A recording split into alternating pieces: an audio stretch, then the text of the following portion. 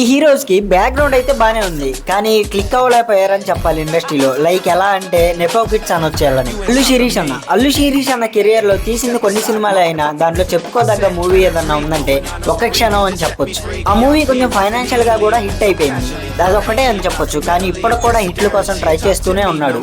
కొన్ని రోజులు బట్టి అతని నుండి అప్డేట్స్ అయితే ఏమి రావట్లేదు. చూద్దాం ఇంకా మూవీస్ తీస్తాడా లేదా అని మాత్రం.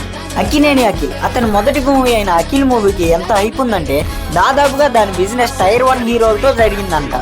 ఆ మూవీ కొంచెం బాగున్నప్పటికీ అప్పటికే మిక్స్డ్ టాక్ అంతా తెచ్చుకొని ఫ్లాప్ గా నిలిచింది. అప్పటి నుంచి ఇప్పుడు దాకా అఖిల్ కష్టపడుతూనే స్ట్రగుల్ అవుతూనే ఉన్నాడు. చూద్దాం ఇకపైనైనా హిట్ పడుతుందా లేదా అని.